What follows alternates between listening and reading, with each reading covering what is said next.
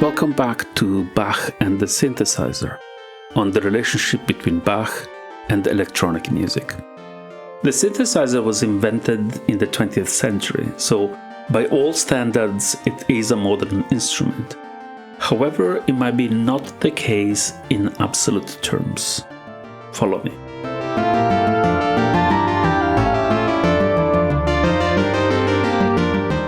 At the end of part 1, I imagined the first contact of a young Bach with the organ, not just as a churchgoer, but from the organist point of view. I imagined his uncle, Johann Christoph Bach, or his eldest brother, also called Johann Christoph, showing this young boy the secret place up close to the rafters where the organist was sitting, perhaps at St. Michael's Church in Ohrdruf.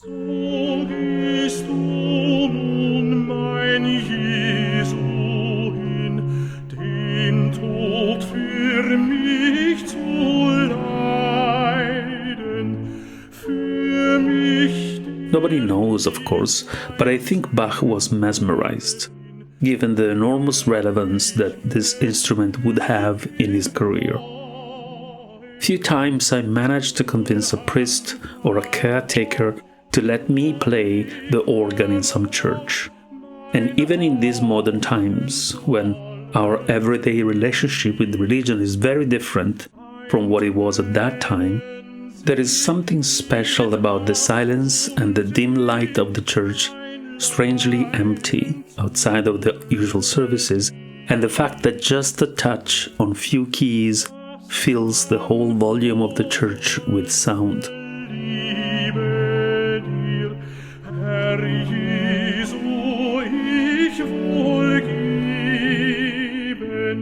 Bach was a good violinist. He played a decent oboe. He was excellent on the clavichord, but the organ was his instrument of choice.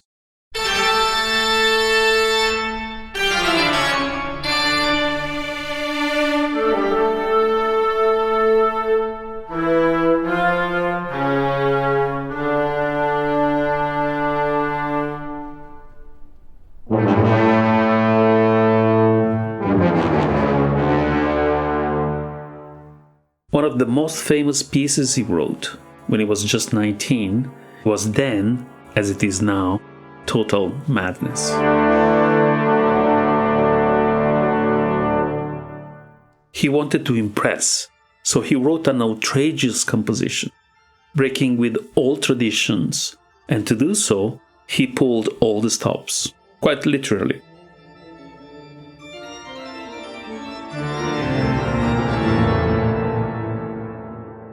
Organs weren't new. They were deriving from a very old tradition, although much younger than, for example, percussions or string instruments.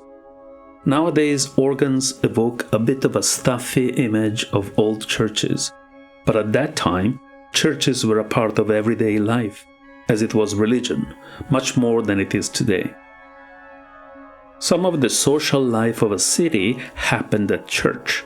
All celebrations involved the church, and building an organ was a major city undertaking, for which they had to borrow money and hire famous organ builders. People traveled for miles to go hear a particularly famous organ. Bach himself took several trips to check out nearby and not so nearby organs. One particularly infamous trip took him to Lübeck, 300 miles away, a distance he walked. He was supposed to stay away for 4 weeks, but he came back 4 months later, greatly infuriating his employers.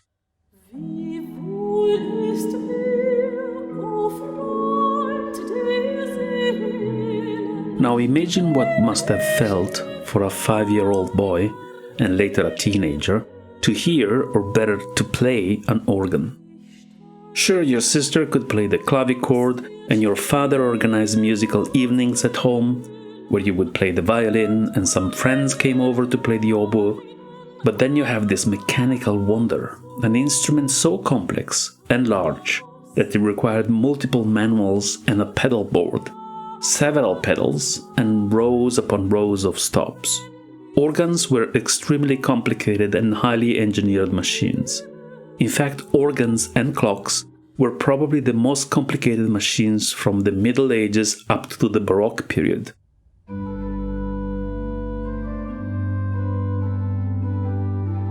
Even industrial machines of the time, like mills, were probably an order of magnitude less complicated in engineering terms. An instrument that has multiple timbres or collars, each one governed by a stop.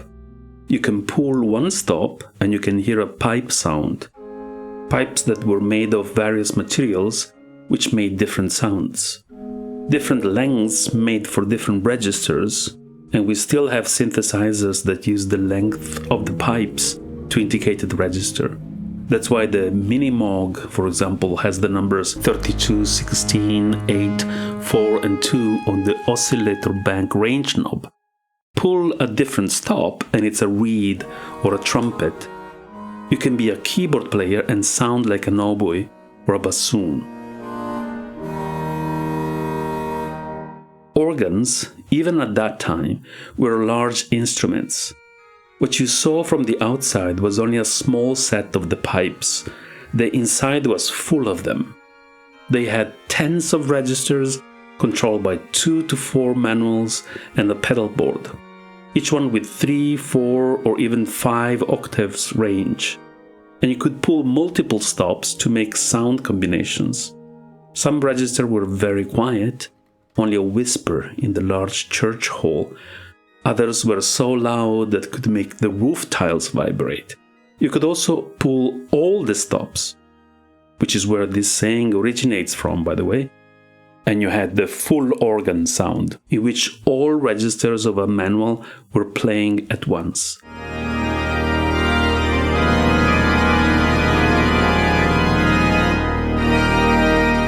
It must have been loud for the time, especially if you consider the natural reverb that stone churches have. You would be swept away by the sheer power of those deep basses that you could feel in your stomach. And you did not need a 60-person orchestra to achieve this. Only a couple of people, one at the front to play the keys, one or two at the back moving the bellows to pump the air. Organs also have no dynamic within a single registration. You cannot play piano or forte. There is only one level of sound, although there usually is a particular manual, called swell, that controls pipes that are inside a swell box, which is an enclosure that has some sort of Venetian blinds you can open or close via pedals. And this changes the volume of the swell, but also its tone, from muffled to open.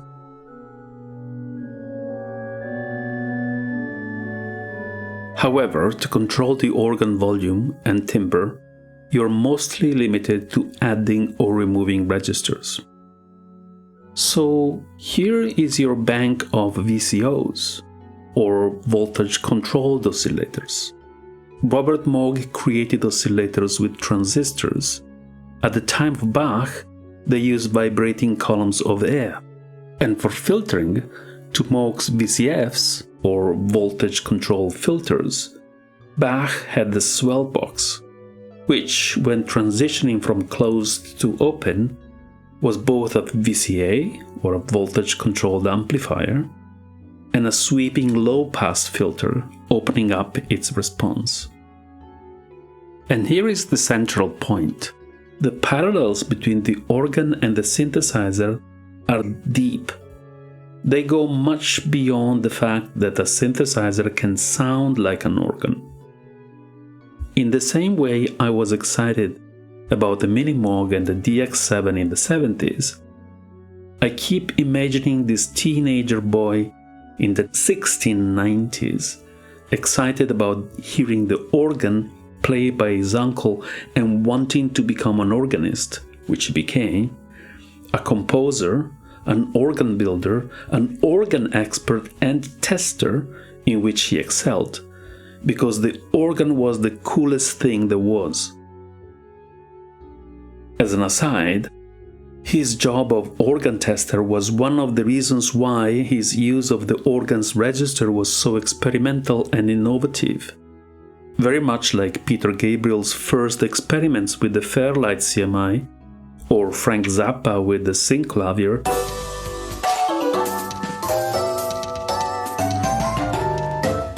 paved the way for new music. So it is only poetic that the circle is now closing. We are using synthesizers today to play music that was intended for synthesizers, even in the 17th century.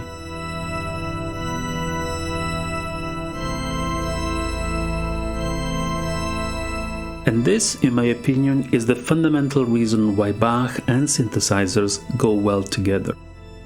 In composing for the organ, in his selection of textures and volumes, perhaps Bach had some inklings of what his synthesizer could become if the technology had been there to support his groundbreaking ideas.